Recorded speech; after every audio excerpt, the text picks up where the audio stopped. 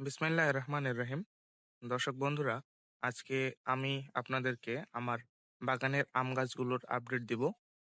প্রথমেই যে আম গাছটি আমি দেখাচ্ছি এটি হচ্ছে আম্রপালি আমের গাছ। ভারতের নীলম আর দশেরি এ দুটি আমের ক্রস পলিনেশনের মাধ্যমে এই আম্রপালি আমের জাতটি ভারতের বিজ্ঞানীরা সর্বপ্রথম উদ্ভাবন করেছিলেন। এটি একটি হাইব্রিড প্রজাতির আমের গাছ। দেখুন যে আম্রপালি গাছটিতে কি পরিমাণে মুকুল এসেছে। এই জাতটি রয়েছে আম্রপালি। এর পাশেই আমি আপনাদেরকে দেখাবো। এটি হচ্ছে আমার আম ব্যানানা ম্যাংগো আমের গাছ।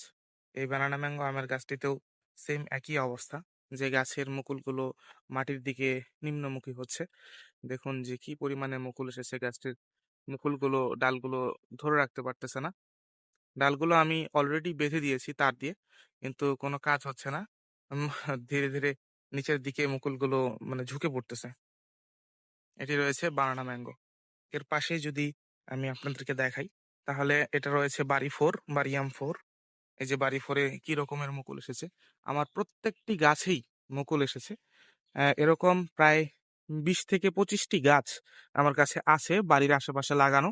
বাড়ির আশেপাশে যে সমস্ত পতিত জমি আছে আমি সেখানে গাছগুলো লাগিয়েছিলাম। এটাও রয়েছে আমার বাড়িয়াম 4 এর আম গাছ। দেখুন, এই পাশে রয়েছে কিং অফ চাকাপাত।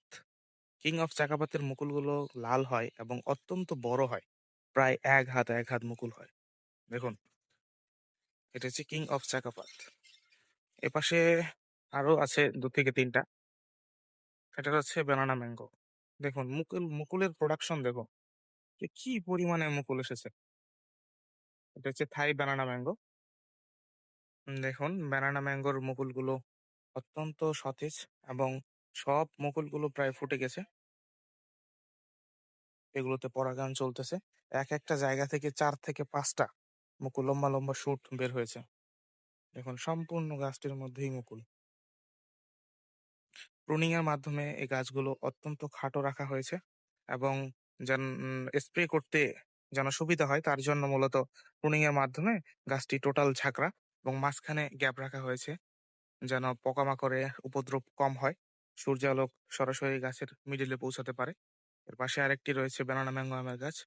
এটিতেও অত্যাধিক মুকুলের দেখা যাচ্ছে।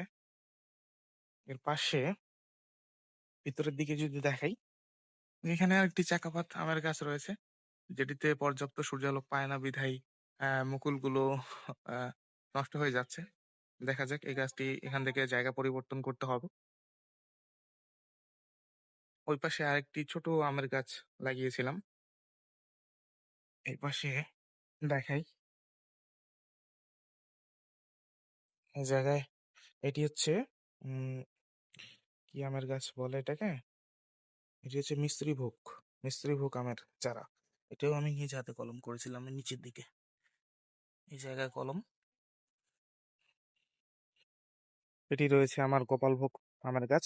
যে গাছটিতে আমি প্রুনিং করে দিয়েছিলাম প্রথমে এখানে। এরপরে কালকে আমি এই জায়গাগুলোতে প্রুনিং করে দিয়েছি। এখানে, এখানে এবং এই জায়গায় ৩ টি ডালের মধ্যে প্রুনিং করেছি। দেখা যাবে যে ৮ থেকে ১০ দিনের মধ্যে এই যে উম পাতার বোটাগুলার এখান থেকে নতুন শুট বের হবে এবং এখান থেকে আমি ২ টো ডাল রাখবো। এখান থেকে ২ টো, এখান থেকে ২ টো এবং এইখান থেকে ২ টো। টোটাল ৬ টা। প্রথমে এই জায়গায় প্রুনিং করার ফলে ৩ টা এবং এই জায়গায় প্রুনিং করার ফলে ৩ থেকে ৬ টা ডাল নেব। এরপরে আবার ২য় স্টেপে প্রুনিং করব। তখন ৬ টা থেকে ১২ টা। একে মানে 3G প্রুনিং বলে। তারপরে আর প্রুনিং করতে হবে না। গাছটি আপনা আপনিই বড় হয়ে যাবে। কোনো অসুবিধা নেই। এরপরে আমি এই গাছ থেকে ফুল ফল নেওয়া স্টার্ট করব। এটি রয়েছে গোপালভোগ আমের। এটা আমার সবথেকে পছন্দের একটি আমের গাছ।